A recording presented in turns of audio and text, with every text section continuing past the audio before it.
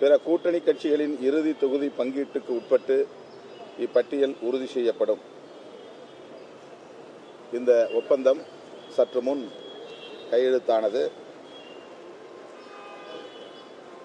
கடந்த 2019 நாடாளுமன்ற பொதுத் தேர்தலில் என்ன பகிர்வு முறை கையாளப்பட்டதோ அதே பகிர்வு முறை இந்த தேர்தலிலும் ஒவ்வொரு கட்சியின் உடன்பாட்டோடு தொகுதி பங்கீடு நடந்துள்ளது. விடுதலை சிறுத்தைகள் கட்சி 3 தனித்தொகுதிகள் ஒரு பொது தொகுதி வேண்டும் என்று நாங்கள் முதல் கட்ட பேச்சுவார்த்தையில கோரிக்கை விடுத்திருந்தோம். பின்னர் 2 தனித்தொகுதிகள் ஒரு பொது தொகுதி வேண்டும் என்று வலியுறுத்தி வந்தோம். அடுத்தடுத்து நடந்த கலந்தாய்வில் தமிழ்நாடு மற்றும் இந்திய அளவிலான அரசியல் சூழல்களை கருத்தில் கொண்டு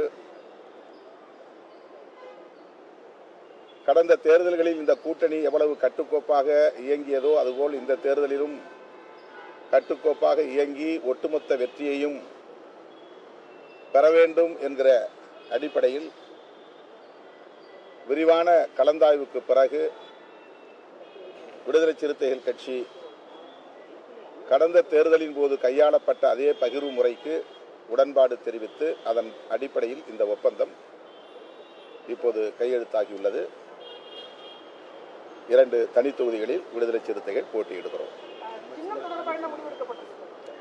தனி சின்னத்தில் பானை சின்னத்தில் போட்டியிடுவது என்பதை ஏற்கனவே நாங்கள் உறுதி செய்திருக்கிறோம்.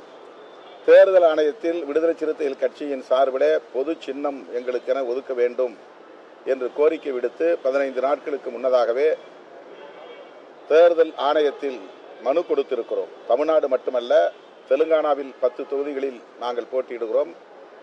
ஆந்திரா காங்கிரஸ் கட்சியோடு கூட்டணி பேச்சுவார்த்தை நடத்தி கொண்டிருக்கிறோம். கர்நாடகாவில் 3 தொகுதிகளிலும் கேரளாவில் 3 தொகுதிகளிலும் போட்டியிடுகிறோம். ஆகவே தென்னிந்திய மாநிலங்களில் நாங்கள் போட்டியிடக்கூடிய இந்த தொகுதிகளுக்கு பானை சின்னத்தை பொது சின்னமாக ஒதுக்க வேண்டும் என்று நாங்கள் கோரிக்கை விடுத்திருக்கிறோம். இன்னும் தேர்தல் ஆணையத்திடமிருந்து எங்களுக்கு எந்த தகவலும் வரவில்லை. திராவிட முன்னேற்ற கழகம் தனி சின்னத்திலே நாங்கள் போட்டியிடுவதில் உடன்பாடு தெரிவித்திருக்கிறது.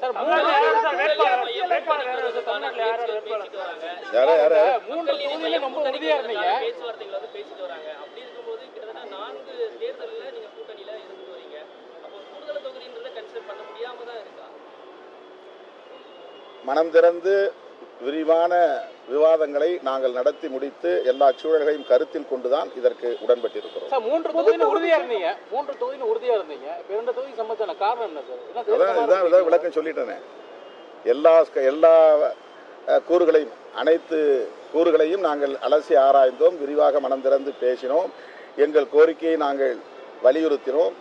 திராவிட முன்னேற்ற கழகம் எங்களுக்கு தொகுதியை கொடுத்தது நாங்கள் வாங்கிக் கொண்டோம் என்பதை விட நாங்கள் அனைவரும் ஒன்று சேர்ந்து பகிர்ந்து கொண்டோம் என்பதுதான் யதார்த்தமான உண்மை.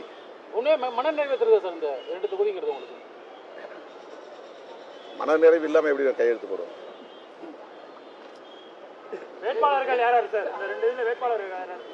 உயர்நிலை குழு கூட்டம் முடிந்த பிறகு அறிவிப்போம்.